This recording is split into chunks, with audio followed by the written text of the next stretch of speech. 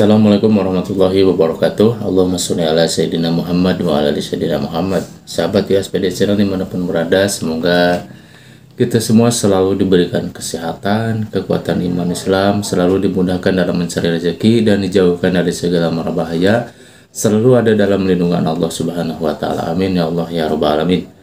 Nah, masih tentang masalah Habib Bahar ya dan Kang Deddy Mulyadi. Nah, di sini ada salah seorang yang menanggapi perkataan dari Habib Bahar dan beliau membandingkan Habib Bahar dan Kang Deddy Mulyadi. Oke, mau tahu seperti apa videonya? Saksikan terus videonya sampai selesai biar tidak gagal paham. Jangan lupa untuk like, komen, dan subscribe. Langsung saja ke videonya.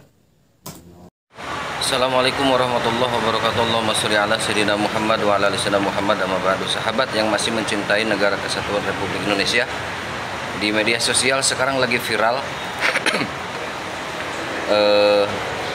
Bahar bin Smith itu menebarkan provokasi kepada masyarakat umat, khususnya yang ada di Jawa Barat, bahwa sosoknya Kang Deddy Mulyadi yang akan menjadi, insya Allah, yang menjadi gubernur Jawa Barat yang terkuat nih dari banyak calon.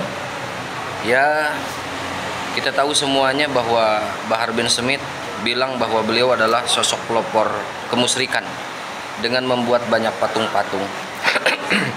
Sebenarnya orang yang awam pun sekarang sudah mulai cerdas untuk menilai, karena kalau misalkan benar bahwa Kang Deddy Mulyadi adalah sebagai pelopor kemusyrikan, tolong cari di media statement Kang Deddy Mulyadi bahwa patung itu untuk disembah. Tolong carikan statement Kang Deddy Mulyadi bahwa patung-patung yang dibikin waktu di Purwakarta itu untuk dikultuskan sehingga menjadi dewa atau Tuhan untuk disembah rame-rame. Tidak.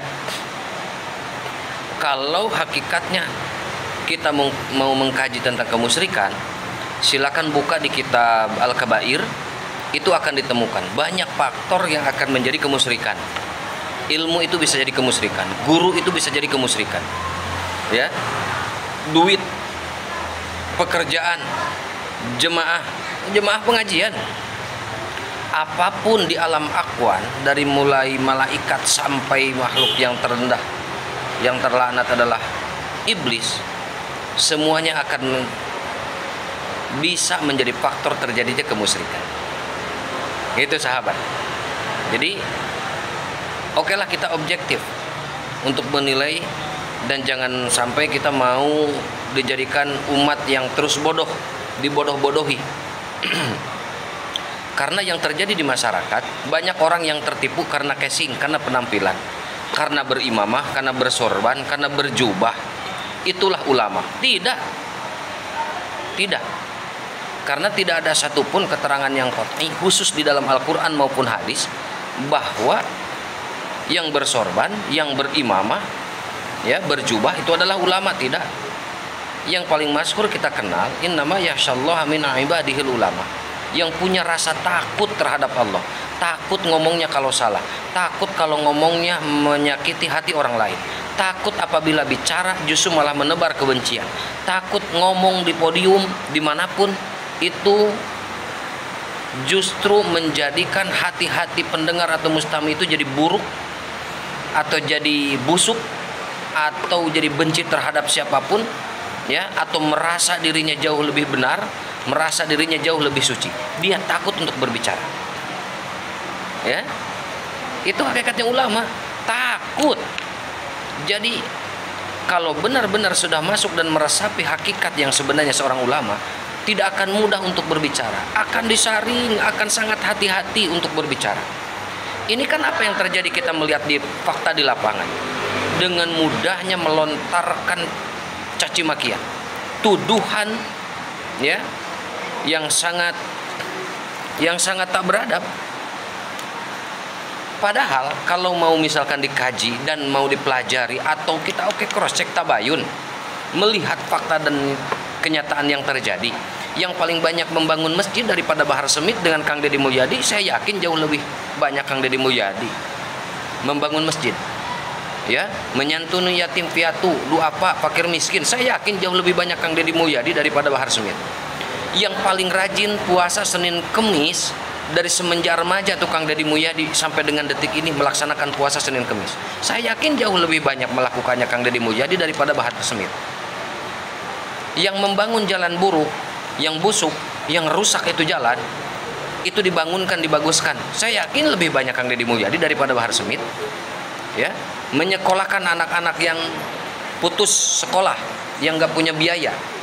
Selamat malam Bang. Allahumma sholli ala sayyidina Muhammad. Aman lah. Saya yakin jauh lebih banyak Kang Deddy Mulyadi daripada Bahar Smith. Ya, jamaah atau umat masyarakat banyak yang nggak tahu sama sosok Kang Deddy Mulyadi. Kang Deddy Mulyadi banyak memberikan modal. Saya yakin jauh lebih banyak Kang Deddy Mulyadi memberikan modal kepada masyarakat yang butuh pekerjaan atau butuh dana untuk punya warung kayak atau usaha daripada Bahar Smith. Saya yakin jauh lebih banyak Kang Deddy Mulyadi memberikan dengan cuma-cuma kambing kepada masyarakat daripada Bahar Smith. Ayo mau dalam hal apa lagi? Dalam hal sosial yang sangat bermanfaat, berguna, saya yakin jauh lebih bermanfaat dan banyak manfaatnya Kang Deddy Mulyadi daripada Bahar Smith. Ayo kita objektif untuk menilai. Karena yang terjadi di lapangan, kenapa kok beraninya menuduh sebagai pelaku musyrik, ya, dengan alasan membuat patung ini menjadi pelopor kemusyrikan? Kenapa yang membuat patung pancoran atau di Tamrin atau bikin patung sepatu itu kayak Anies Baswedan tidak dituduh sebagai pelaku musyrik? Semua patung-patung yang atau monumen-monumen yang ada di seluruh Indonesia, kok kenapa tidak dikritik juga seperti apa yang dilakukan kepada Kang Deddy Mulyadi? Ayo kita berpikir cerdas, ayo kita bersikap objektif. Jangan sampai kita menghukumi seseorang ternyata di luar fakta. Itu. Karena kalau misalkan tidak sesuai fakta, itu namanya fitnah. Itu fitnah. Sedangkan tahu bahwa fitnah itu adalah perbuatan yang keji, bahkan jauh lebih jahat daripada membunuh. Ayo sahabat. Ayo, jangan sampai kita terprovokasi. Saya masih ingat dulu sebelum datangnya polemik nasab ini di Pulau Jawa. Teman saya seorang habaib bilang, "Haji, awas, hati-hati. Di akhir zaman itu ada dajjal yang akan muncul. Dajjal itu diikutin sama 70.000 ulama. Itu ulama 70.000 jadi pengikutnya dajjal. Sedangkan harus diketahui bahwa sosok dajjal itu kerjanya menebar kebencian, ya, ujaran kebencian, provokatif, jadi seorang provokator, menyebarkan berita bohong dan dusta. Itu adalah tugasnya dajjal.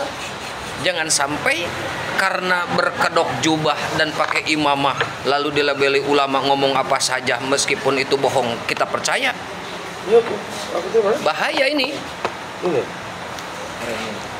Bahaya. Ayo kita dikasih akal, ya, aplikasi yang sangat canggih oleh Allah. Ayo kita manfaatkan. Jangan menjadi manusia kelas rendah, akalnya cuma akal ajiziyah, sebagai anak kecil yang tidak bermanfaat dan tak berguna. Ini akal, taikanlah menjadi akal yang hisabiah, mampu kita membedakan mana yang baik, mana yang benar, mana yang provokatif, mana provokator.